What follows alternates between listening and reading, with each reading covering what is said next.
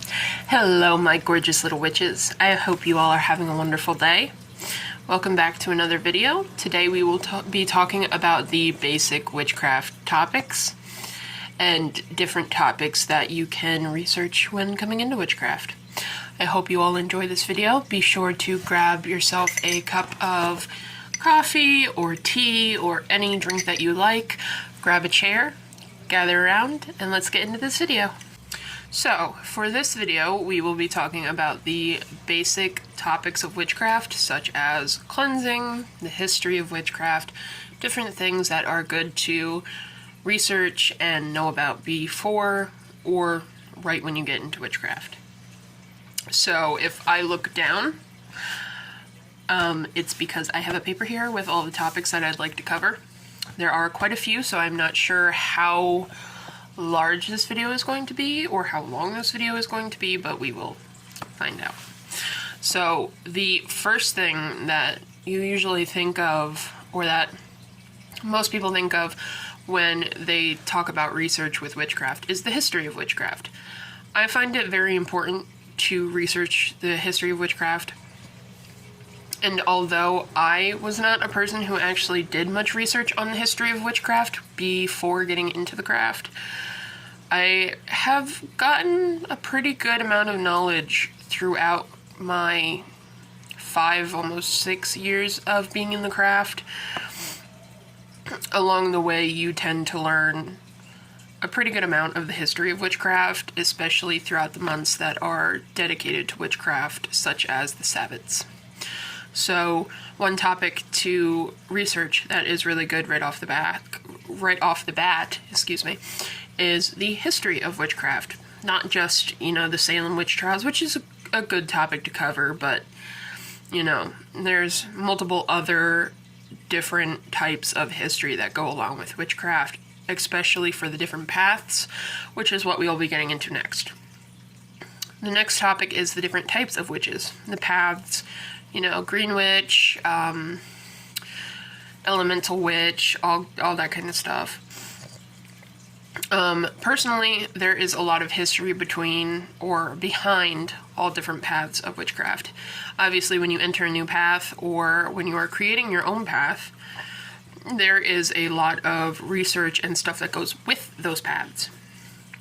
Such as if you are a plant witch, most of your magic is earth-rooted or, based on plants and herbal medicinal purposes kind of thing. So most of the research that goes with being a green witch is plant related. Not all of it is, but some of it. So there is a bit of history with plants and how people used medicinal purposes back in the day that connects itself to green witchcraft. History aside and different types of witches, when I started out, I was big into the different types of witches. My personal favorite was draconian magic, which is the dragon magic. I do not recommend it starting off, as it is a very difficult path and one that has not as much information to the path as most paths. Types of witches aside, I personally am an eclectic witch. I just have multiple paths rooted into my path, so I don't really focus on the types of witches. I feel like you'll find your path or you'll create your own. The next thing that is very, very good to start off in witchcraft or to research in witchcraft, and it is something that when I got into the path I thought was very, very overbearing, and that is protection. I did not realize getting into the path of witchcraft or the lifestyle of witchcraft that it was so heavily rooted in protection magic. And this is one of the things that can seem really boring or like a chore, but at the end of the day, protection is very needed.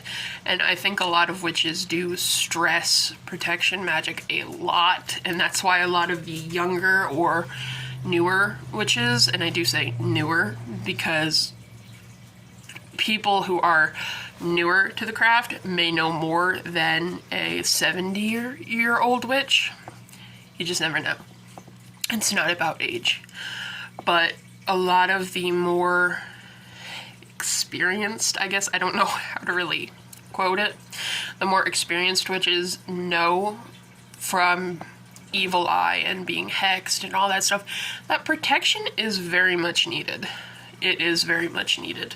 So I feel that is why they stress using protection magic so much, and it being one of the base types of magic that you really need to learn when getting into witchcraft. With witchcraft, it's just like any other form of spirituality. Your knowledge needs to be solid. And I don't mean like, oh, you have to know everything. No. But the things you do know, you kind of want that building block so that it's solid to build off of. And protection magic is definitely one of the best types of magic to learn and know before branching out into energy work or color associations or casting a circle or, you know, those other kinds of magic. Because at the end of the day, anything can get thrown at you and you will want to protect yourself from it. So protection magic is one of the best types of magic to research and know before coming into the craft. That being said, casting a circle. I wanted to touch on this because casting a circle is something I find both related to baby witches, but also quite experienced. Because casting a circle can be very ceremonial if you let it, or if you make it out to be. I know personally, I'm not a person who casts a lot of circles, personally because I bubble more than circle, but I will talk about that. But casting a circle is a form of protection because when meeting a new deity, when doing a ritual, you want to be safe.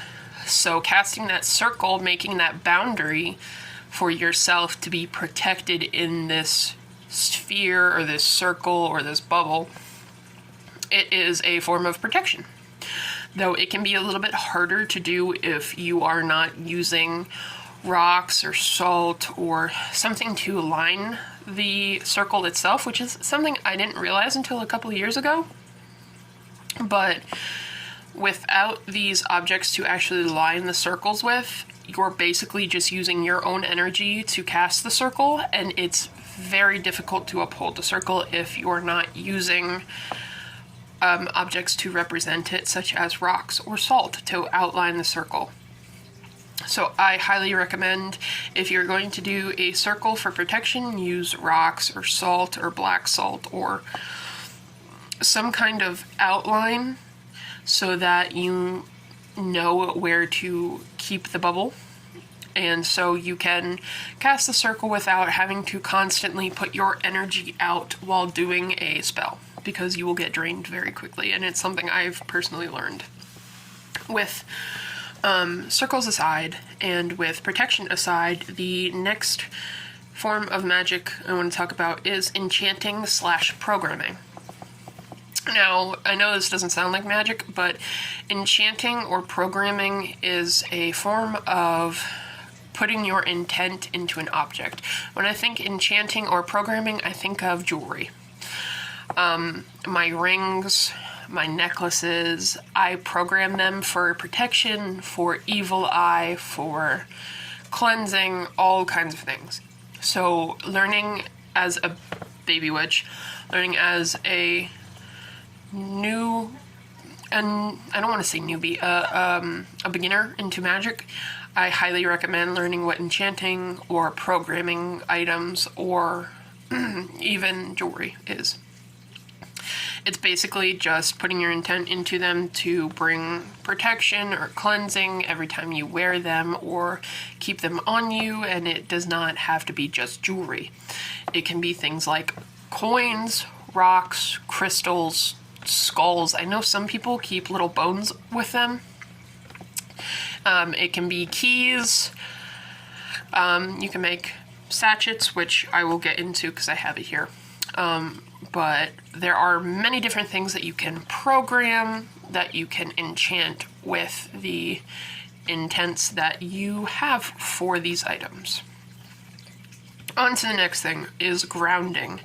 I highly, highly recommend that you learn grounding, because grounding is going to be your center for all witchcraft. You will want to ground before doing basically any witchcraft, and that is because grounding is going to center yourself. Grounding is basically almost like how it sounds. It's centering yourself so that you are focused, your energy is steady and it's aligned, and you are ready to do witchcraft. If you are shaky, or if you have too much energy or a lack of energy, you can give and take energy to the earth or from the earth through grounding.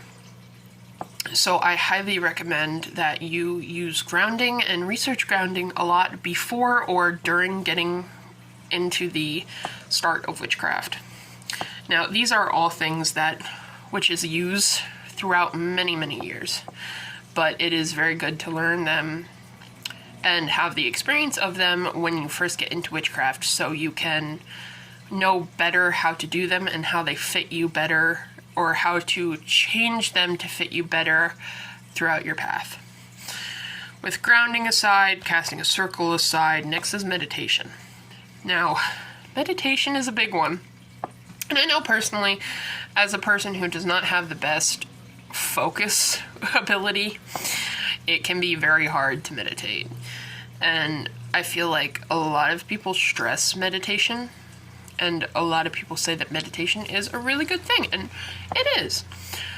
And I highly recommend you research different forms of meditation, because a lot of people think meditation is one way, when in reality there are multiple forms of meditation, and one form may aid you better than another. You may think one form of meditation is so boring and so confusing and you can't focus at all, because I can't focus sometimes when I meditate. It's very hard. You have a lot of mundane things going on around you, and it can be very hard to get into the spiritual, or the spirituality of it. So I highly recommend you research meditation and different forms of meditation, and try out multiple different forms that work for you. You are not going to know until you try, and there are multiple forms of meditation, and one may serve you better than the other. Meditation is definitely something to research and to get into, though, and you do not need to stress for how long. There are some people who can only meditate for 5 minutes. I know personally, I can't meditate for like an hour straight. I don't have, not the mental capacity, but I don't have the time nor the patience. So even being able to meditate for 5, 10, maybe even 20 minutes is an amazing thing that will not only cleanse you, but center you, and it's an amazing adjustment, almost like grounding before a spell. Now, I recommend, if you are going to meditate before a spell, I also recommend you ground, because for me personally, I feel a little bit tired after meditation. And I think that is because during meditation, we are using our energy to focus ourselves and kind of discovering how to use our energy during meditation. So I recommend, if you're going to do meditation and then a spell, I recommend you ground yourself after the meditation, or even before the meditation. With the meditation aside, some other great topics, and once again, I recommend only picking a few, because one topic will lead you to multiple other topics. And I personally, when getting into the craft, I jumped from topic to topic, so I had to go back and teach myself the topics again due to having rushed through different topics.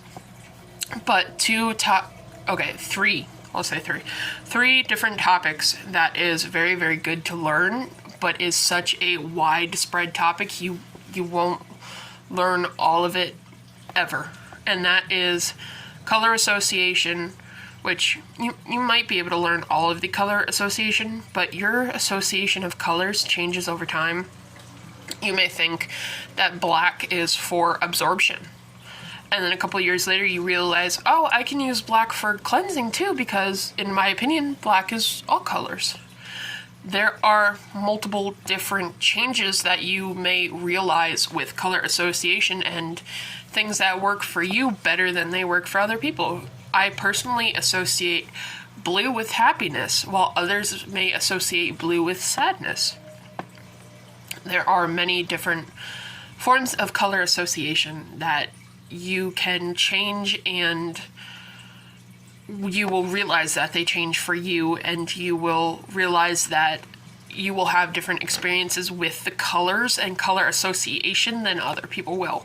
So things like color association, herbal association, and crystal association, all these things are so widespread because of there being so many different types of all of them, that you most likely will never learn all of them. And even so, I don't know how you would, because there are many herbs, there are many crystals that I don't even think any of us know all of them to this day. But these are all good things to know, and I highly recommend getting into them. Now, don't stress at how large the variety is. Just take it slow. Try to find out the most commonly used ones first, like rosemary, bay leaf, cinnamon, all these kinds of things. Quartz, rose quartz, jasper. I personally am a big red jasper person. Even maybe find your birthstone and see if you connect with your birthstone. I know a lot of people do, and I know a lot of people don't. I personally don't really work with my birthstone, but if that's a crystal that you feel drawn to, then it could be something to look into. But with color association, crystal association, and herbal association aside, cleansing. Now, I touched on cleansing a little bit in my last video, which was the motivation in witchcraft video, I believe. Cleansing in witchcraft is a big part of witchcraft, and that is because before doing anything you really want to cleanse, because witchcraft is all about energy. The definition of witchcraft is manipulating energy to do what you please or to use to your will. So when using that energy with rituals, with spell work, with baths, with candles, with anything, eventually that energy is going to sit and it's going to get stagnant, or you're going to accidentally let something in, because we all do. I'm sure if you ask any witch, we've all had experiences with an entity, with a spirit, or some kind of negativity coming in to our spaces, to maybe latching itself onto us. But we all experience it, and cleansing is a big way to get rid of these things. Cleansing is basically wiping the slate clean, and there are multiple different types of cleansing. Like I said, I went over them in the Motivation in Witchcraft video, so you can check that out. I will link it below for you all, and you can check it out after this video. So I recommend highly cleansing before and sometimes even after ritual work, spell work, because although you are programming that energy, once that energy has gone out and done what it needs to do, you're going to want to cleanse to make sure none of it comes back, or that you are not allowing something to come into your space. We've all done it. It's part of the experience. It happens. But cleansing is definitely a very, very good form of research or topics that you should learn within the first, couple of months of researching, I think, personally. The next thing that's really cool that I found out is easy supplies. And what I mean by this is things that you can obtain easily. Now, I have a video, which I will also link for you all in the description. It is a video on obtaining items from Mother Earth. And this is basically just simple items like pine and dried flowers and things you can get from the earth that you don't really have to pay for, you can find, and are very simple. For me personally, as living with my family, eggs. Eggs are a highly used thing in my path because they are so abundant. You can use them for protection, for fertility, for love, for cleansing. There are so many forms of work having to do with eggs that I find them very useful, and they're so easy to get. Just egg shells, cleaning them out and crushing them, using them as powder. You can use them for protection. It's one of my main types of supplies that I use in protection magic. Pine needles from Christmas trees, from anything, even dirt, rocks that you find outside. There are so many things that you can find easily outside that are replenishable and aren't going to harm the earth if you take. I also recommend, and this is a side note, when you take things, you need to ask. So I recommend doing some research on how to ask before collecting things from the earth. You should always leave an offering. If you hear a yes or you get a yes when asking to take something, like a flower, you should always leave something in return. Whether that be a coin or a piece of food or something that's biodegradable, or just helping to clean up the earth itself. I know people will help clean up dead animals off the road, or which do safely. I don't recommend, but cleaning up trash or stuff like that can also be a offering. With that aside, different waters and the associations. Water is one of the easiest supplies to get with witchcraft. Different types of waters are a really good supply in witchcraft as well. There are different types of water, such as moon water, sun water, solar water, which is my form of moon and sun water. There's rainwater, storm water, chaos water. There's so many types of water that is so simple to create. It just requires water and time. And you can literally put anything in the water that you want. You can put crystals in it. Make sure that the crystals do not have a reaction to the water. Do not drink the water if you put crystals in them. I'm going to say this now. Do not drink that crystal-infused water because you do not know if the crystals are going to have a reaction. I'm saying that now. None of this should be eaten or consumed. The same goes for putting herbs in your water. I know a lot of people like to, but I highly do not recommend it. If you're going to use it for spell work, that is perfectly fine, but if you're going to eat it, bathe with it, because some people like to put moon water in their bath, that is perfectly fine, but always check the associations and the safety of the things that you're going to add to your bath or consume. Never consume water that has crystals in it. Never consume different herbs without knowing if they're edible. And never put things in a bath that you do not know if they're going to have a reaction. Multiple crystals will break down and let out toxic particles if they come in contact with water. There is also a type of essential oil that I'm not going to name, that if you put it in a bath, it will burn your skin. So always, always, always do your research on these things before consuming, bathing, or ingesting any of these things. Above all, you want to be safe when it comes to herbs, crystals, and water.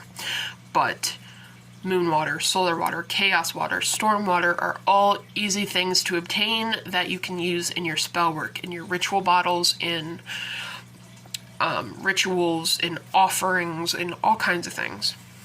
So I highly recommend you look up different waters and the associations and the different types of magic you can do with rainwater, with storm water, etc. On to the next type, is Divination Safety. Now, if you're a witch who gets into divination, like I am, I highly recommend you look up the safety aspects of divination, because divination is basically opening the door to speak to something that already has the knowledge that you're looking for. Ouija boards, pendulum magic, tarot cards. Now, I know tarot cards are usually based off of your intent and what you feel, but sometimes when you, I don't want to say dabble, but sometimes when you use these forms of magic, you leave the door open for something to come in and speak to you.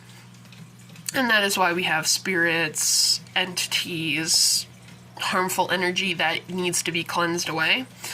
And that is why you, before doing anything in magic, especially divination, you are going to want to find the safety tips and look up the different safety protocols. I highly recommend when doing divination, you either bubble or cast a circle, which can be very easy to do. These are just some safety tips, but I highly recommend it to keep yourself safe, to keep your family safe, to keep anyone else in the house safe.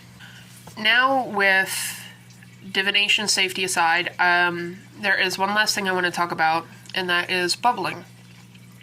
Since it is something that I have talked about throughout this entire video, I wanted to go over it. Since it is pretty simple, this video is getting quite long, and I think I'm going to make a part 2. If you all would like to see that, please leave comments below. But bubbling, it is essentially a form of casting a portable circle.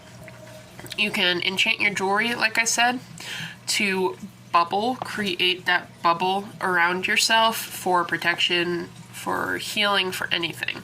And I essentially will do this with going out into public, with spell work, when I need healing, anything like that.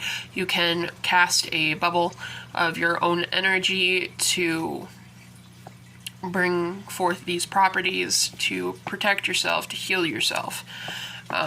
So I just wanted to go over a little bit of what bubbling was, and it is a great form of casting a portable circle, and I highly recommend you look it up.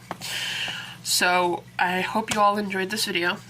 If you'd like a part 2, let me know, because I have multiple other things that I can go over and talk about, but I don't want this video to be too long, so I hope you all enjoyed. I hope you all have a wonderful day. Be sure to like, comment, and subscribe, and blessed be, guys. Bye.